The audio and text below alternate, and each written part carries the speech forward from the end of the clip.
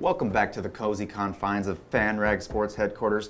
Now that the draft is over, we're going to take a look back, and we're going to first look at some of the best picks of the 2017 NFL Draft. Joe, what are some picks that stand out to you? Yeah, you know, we can talk all day about the guys in the first round, the blue chippers, where they went and how they're going to help those teams. But what I want to focus on right off the bat here is some of the best value later in the draft and guys that I think are impact starters that teams are able to get later on. And the first one that comes to mind, Xavier Woods, safety from Louisiana Tech, a guy the Cowboys got way later than I thought he should go. He was never available that late in the draft in my world. In the Cowboys scoop up what I think is a really nice playmaker on the back end, a guy that can function in multiple roles. He can play in deep zones, in the slot and man coverage. He's aggressive, attacking forward into short zones, and he's a physical tackler. And this is something that, you know, Jerry Jones has been a great drafter. And I think this is one of his better picks in this class, and a player that I think Cowboys fans are going to be really happy to have on the team. Yeah, staying in defensive backfield, Eddie Jackson, for me, is a player that I've been very high on throughout the course of the entire process. So it was a top 20 player for me, ended up going 112th overall to the Chicago Bears.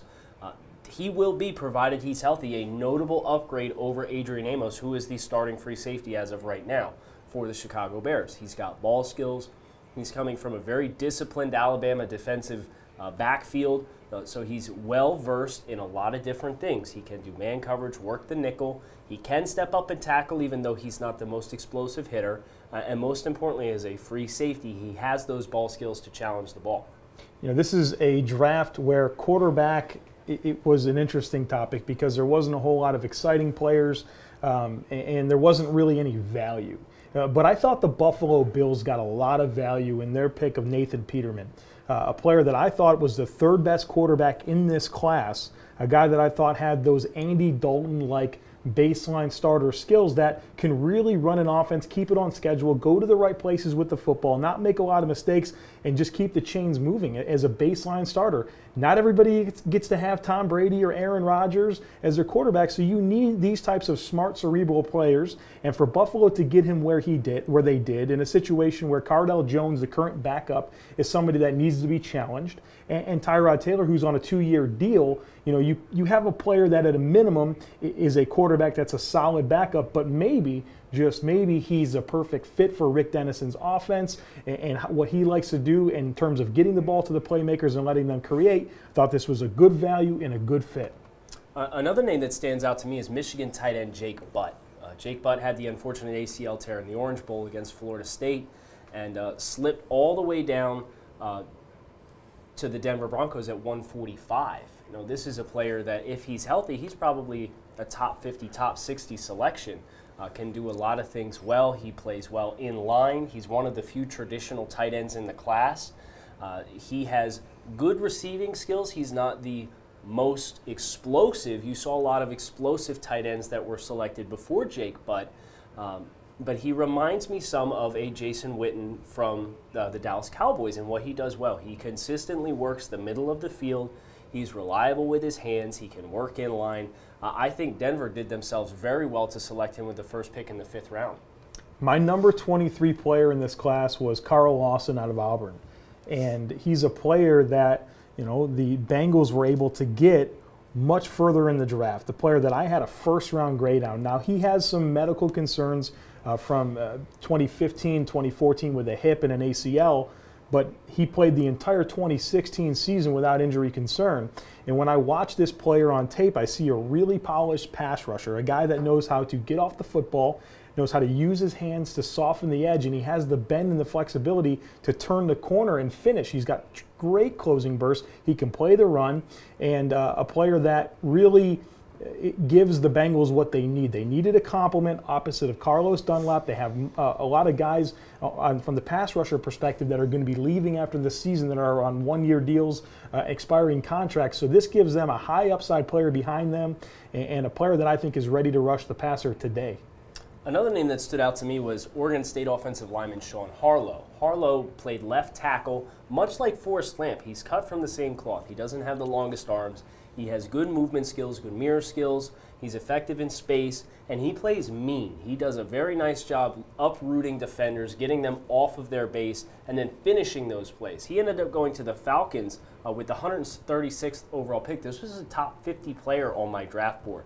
I think there's a lot of upside here as a move second level and lead blocker in the running game, and he's athletic enough and he's experienced at left tackle to showcase that provided he adds a little anchor to his game, he can be effective along the interior. All right, you guys talked about the best values in the draft, and I know we hate to talk about it. We don't want to rag on these prospects, but who are some of the players that you think that teams reached for a little more than they should have?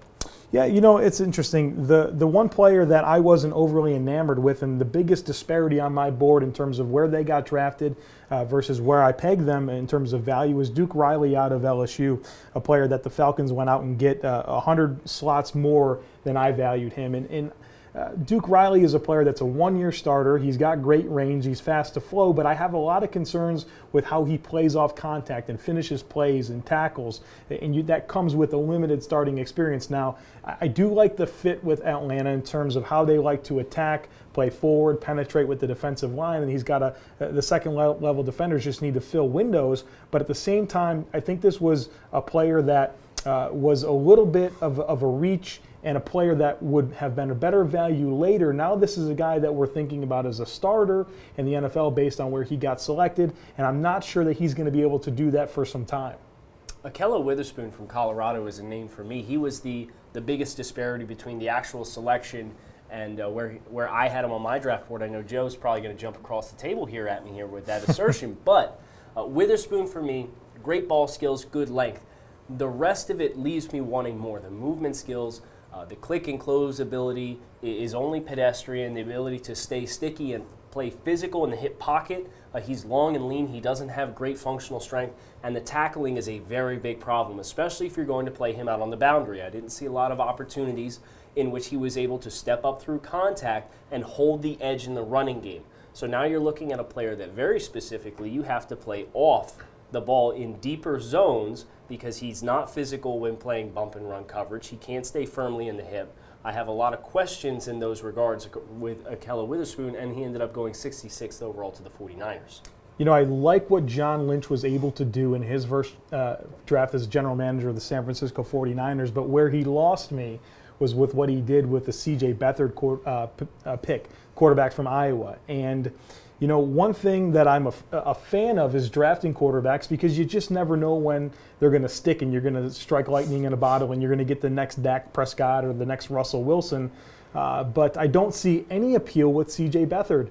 And the worst thing that you can do a lot of times is take a guy just to take a guy. And I felt like that's what we did here with this pick. They needed a quarterback, so C.J. Beathard's a guy that looks the part. He comes from a pro-style system. He's taken snaps under center, which I recognize is more of a rare thing, which is good. It's going to lend itself to him being able to transition, but I'm not sure he has the physical ability that's going to be able to, you know, become a productive passer in the NFL or somebody that you're going to want to see the field. He doesn't have the arm talent. He doesn't have the mental processing. And this is a player that I don't think there's going to be a ton of expectations as the number 104 pick. But for a team that, you know, already has a Brian Hoyer type player, I just don't know if there was much value here. And I think they would have been better served getting a player with more upside at a different position. Sure, definitely agree. As far as the Beathard pick was one that definitely left us scratching our heads at the end of day two. Another name that I wanted to highlight was Adam Shaheen from Ashland, the tight end. The Chicago Bears took him with the 45th overall pick. This was an early entry, a Division III player. Much was made about the fact that this was a big body, was able to physically dominate in a lot of different ways. Ashland went out of their way to even flex him out wide. Surprising amounts of versatility for a guy that's 6'5", 6'6", 280 pounds. But as Joe alluded to, selecting a guy just to take a guy. This felt like the Bears have their rookie quarterback. They want to get a safety blanket for him. The value with the tight ends really wasn't all that great there in the early second round, and yet the Bears pulled the trigger with a Division III player that has some holes in his game, and you're really going to have to work to keep him on the field early on.